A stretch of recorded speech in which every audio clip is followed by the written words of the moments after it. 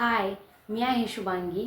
आपल्या सर्वांचं ASK kitchen केव चॅनेलमध्ये मनापासून स्वागत आहे. आज आपण उन्हाळी वाळवणातील तिसरी रेसिपी बघणार आहे. या अगोदर सांडगे आणि साबुदाण्याचे पापड आपण ही रेसिपी बघितलेली आहे. आज आपण तांदळाचे हंडी पापड कसे बनवायचे ही रेसिपी बघणार आहे. चला तर मग पटकन रेसिपीकडे वळूया. किच्चे पापड किंवा हंडीपापड बनवण्यासाठी 1 कप मी ते तांदळाचं पीठ घेतलेलं आहे. यासाठी मी तांदूळ 4 ते 5 वेळा स्वच्छ धुवून सुकवून नंतर याचं पीठ बनवलेलं आहे. तांदूळ स्वच्छ धुतल्यामुळे त्याचा स्टार्च निघून जातो आणि त्यामुळे आपले पापड अधिक खुसखुशीत होतात. नंतर 1 चमचा जिरे मी इथं घेतलेले आहेत. अर्धा चमचा पापडखार घेतलेला आहे. अर्धा चमचा सैंधव मीठ घेतलेलं आहे. सैंधव मीठ हे कमी घेतलेलं आहे कारण आपण यामध्ये पापडखार देखील वापरणार आहे. पापडखार हा खारट असतो त्यामुळे आपल्याला मीठ कमी वापरायचं आहे.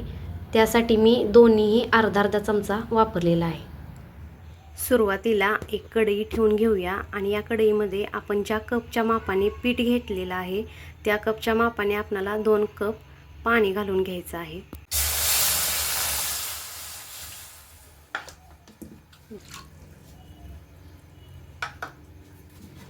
यामध्ये सगळ्यात पहिल्यांदा पापडखार घालून घेऊया. अर्धा चमचा पापडखार इथं मी वापरलेला आहे. अर्धा चमचा सैंधव मीठ घालूया. 1 चमचा जिरे घालून घेऊया आणि हे सर्व हलवून घ्यायचं आहे. आता या पाण्याला उकळी आल्यानंतर आपण यामध्ये पीठ घालून घेणार आहे.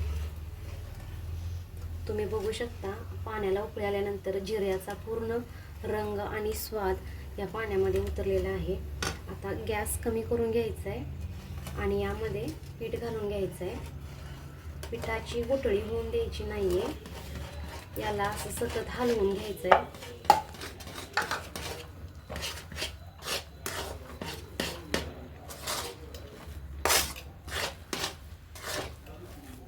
जास्त कोरडेपणा या पिठामध्ये आहे तर तुम्ही वरून पाण्याचा शिंतोडा दिला तरी चालेल. याला 5 मिनिटं वाफवून द्यायचं आहे.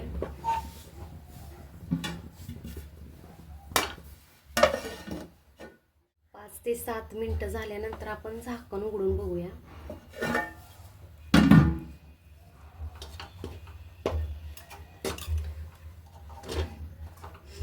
आता आपल्या ह्या पिठाला वाफ चढलेली आहे. आपण गॅस बंद करून घेऊया. तुम्ही बघू शकता प्लास्टिकच्या पिशवीमध्ये हे सर्व पीठ मी आता घालणार आहे. मी घालून घेतलेलं आहे.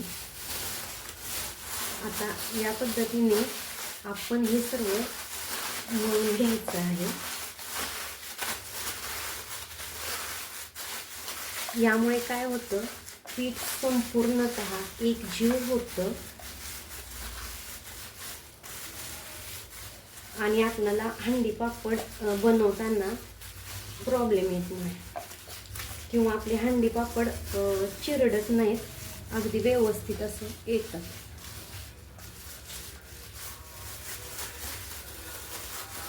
तुम्ही बघू शकता आपलं पीठ हे अशा पद्धतीने एकजीव झालेलं आहे. आता या संपूर्ण पिठाचा एकसंध असा गोळा बनवून घ्यायचा आहे आणि हा बनवलेला गोळा आपण आता उकड भांड्यामध्ये किंवा चाळण ठेवून आपण हे उकडून घ्यायचं आहे. याचे आपण 2 भाग करून घेऊया कारण हे हंडी पापड जे आहेत ना ते पीठ गरम असताना छान येतात. मग आपण जोपर्यंत एक गोळ्याचे हंडी पापड बनवतो तोपर्यंत दुसरा गोळा आपला गरम राहण्यासाठी मी 2 याचे गोळे बनवत आहे.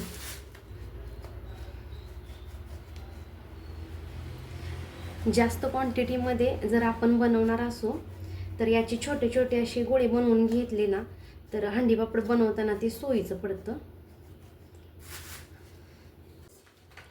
तर या उकड भांड्यामध्ये मी असं हे ठेवून उकडून घेणार आहे. या चाळणीमध्ये हे असं पीठ ठेवायचं आहे आणि याला चांगली वाफ येईपर्यंत उकळून घेणार आहे. आता 5 ते 7 मिनिटं झालेली आहेत. आपण झाकण उघडून बघूया आपलं पीठ कशा प्रकारे शिजलेलं आहे. तुम्ही बघू शकता पिठाला चांगली वाफ चढलेली आहे. आता आपण हे या भांड्यातून काढून घेऊया. तुम्ही हे पीठ अशा पद्धतीनेही गोळे बनवून घेऊ शकता.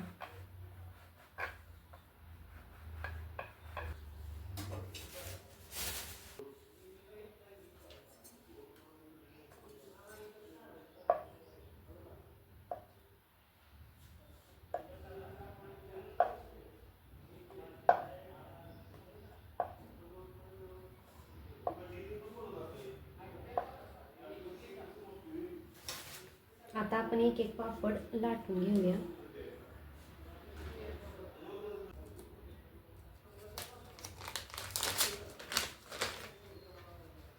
आता हा गोळा असा उभा ठेवूया आपण. हा दाबून घ्यायचा आहे. अशा पद्धतीने आपले पापड झटपट होऊ शकतात. याला गोळे करताना वेळ लागतो, पापड लाटताना वेळ लागत नाही. पेपर हा स्वच्छ धुवून ओलसर असताना आपण पापड घालायचे आहेत. म्हणजे काय होईल, आपले पापड प्लास्टिक पेपरला चिकटणार नाहीत. तुम्ही बघू शकता अशा पद्धतीने गोळे केल्यामुळे आपले पापड झटपट व्हायला लागलेत. आता इतर पापड ही मी बनवून घेते, किंवा ॲट ए टाइम दोन पापड आपण बनवूया, 2 गोळे ठेवून.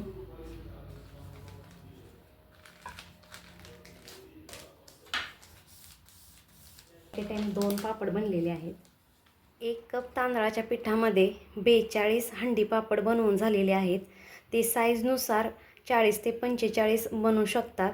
माझे 42 झालेले आहेत. तुम्ही बघू शकता एवढ्या कमी क्वांटिटीमध्ये एवढे जास्त पापड बनलेले आहेत. तुम्ही बघू शकता किती छान असा कलर आलेला आहे त्याला. आपण 1 दिवस याला सावलीमध्ये वाळवणार आहे, कारण याच्या कडा उन्हामध्ये घातल्यामुळे वाकड्या होतात. 1 दिवस आपण सावलीमध्ये सुकवणार आहे आणि 2 दिवस नंतर याला कडक उन्हामध्ये वाळवून घेणार आहे. अतिशय सोप्या पद्धतीने तांदळाचे हंडी पापड कसे बनवायचे ही आजची रेसिपी तुम्हाला कशी वाटली कमेंट बॉक्समध्ये मला नक्की सांगा. आणि अशाच नवीन नवीन रेसिपींच्यासाठी आमच्या ASK किचन केव चॅनेलला लाईक करा, शेअर करा आणि सबस्क्राईब करा. थँक्यू.